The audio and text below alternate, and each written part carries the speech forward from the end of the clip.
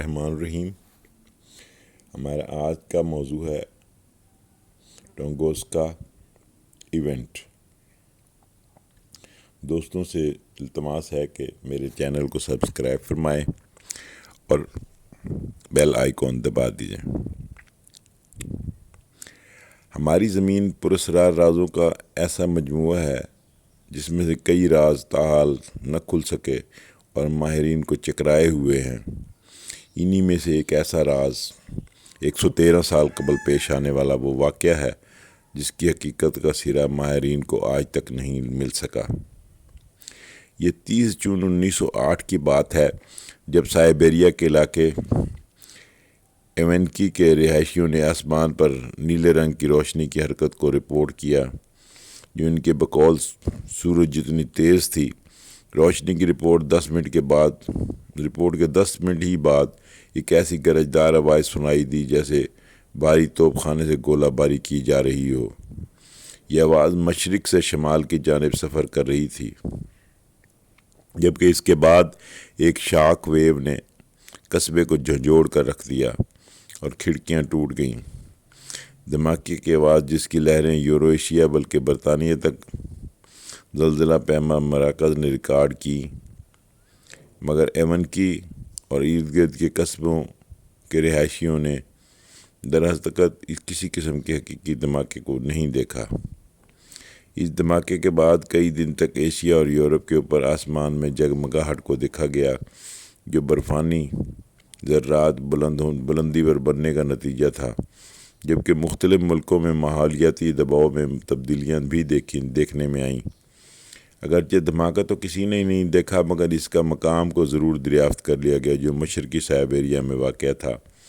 وہاں موجود 800 اسکوائر میل رقبے پر پھیلا ہوا جنگل یا 8 کروڑ درخت مکمل طور پر غائب ہو گئے تھے اور اس کی کوئی بھی وجہ سمجھ نہیں آ سکی تھی۔ ابتدا میں سائنسدانوں کو کہنا تھا کہ وہ دھماکے کے اثرات کا نتیجہ ہے، مگر اس مقام پر کبھی کوئی گڑھا دریافت نہیں ہو سکا۔ مگر جنگل کا جتنا حصہ مکمل طور پر سپاٹ ہو گیا، اس کو دیکھتے ہوئے اندازہ ہوتا تھا کہ دھماکے کی طاقت 10 سے 15 ٹن تھی۔ سائنسدانوں نے یہ جاننے کی کوشش کی کہ آخر یہ دھماکہ ہوا کیونکہ اس اتنی طاقت کا دھماکے سے ایک بڑے شہر کو تباہ کیا جا سکتا ہے، مگر اس کے بعد کبھی ایسا نہیں ہوا۔ جب سے ہی سائنسدانوں کے ذہن چکرا رہے ہیں کہ آخر ایسا ہوا کیوں تھا اور اس کی وجہ کیا تھی۔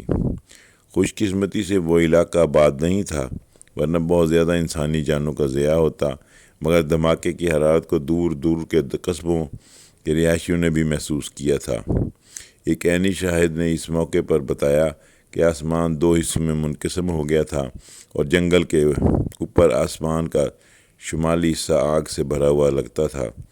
اس کا کہنا تھا کہ اس وقت آسمان میں ایک دھماکہ ہوا اور بہت بڑا کرش ہوا تھا، ایسا کرش جس کو سن کر لگتا کہ آسمان سے پتھر برس رہے ہیں یا کوئی فائرنگ ہو رہی ہے۔ اسے تاریخ عالم میں ٹونگوسکا ایونٹ کا نام دیا گیا ہے، جو انسانی تاریخ کا اب تک سب سے زیادہ طاقتور ریکارڈ دھماکہ بھی ہے، جس سے خارج ہونے والی حرارت ہیروشیما پر گرنے والے ایٹم بم سے 185 گنا زیادہ تھی۔ مگر 1 صدی سے بھی زائد عرصہ گزرنے کے بعد بھی ماہرین کے ذہنوں میں مختلف سوالات موجود ہیں کہ آخر اس جگہ ہوا کیا تھا۔ کچھ سائنسدانوں کا ماننا ہے کہ ایک سیارچہ اس دھماکے کی وجہ تھی، مگر اتنے بڑے خلائی جسم کے شواہد اب تک دریافت نہیں ہو سکے۔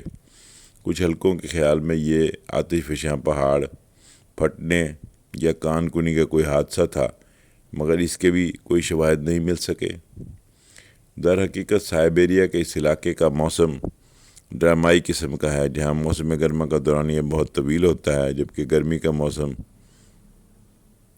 سرما کا دورانیہ بہت طویل ہوتا ہے جبکہ گرمی کا موسم بہت مختصر، جس کے باعث سطح میں ایسی تبدیلیاں آتی ہیں جن سے اس جگہ کو ناقابل رہائش بنا دیا گیا ہے۔ جنہوں نے اس جگہ کو ناقابل رہائش بنا دیا ہے، بلکہ وہاں پہنچنا بھی بہت مشکل ہے، جب دھماکہ ہوا تو کسی کو بھی تحقیقات کے لیے وہاں جانے نہیں دیا کیونکہ روسی حکام کو مختلف خدشات تھے۔ سنہ 1927 میں روس کی ایک تحقیقاتی ٹیم نے آخر اس جگہ کا دورہ کیا اور دریافت کیا کہ دھماکے کے لگ بھگ 20 سال بعد بھی وہاں ہونے والا نقصان ویسے کا ویسا ہی تھا۔ اس ٹیم نے خیال ظاہر کیا کہ ایک خلائی جسم فضا میں پھٹا جس سے یہ نقصان ہوا، مگر کوئی بھی گڑھا یا خلائی ذرات دریافت نہیں ہو سکے۔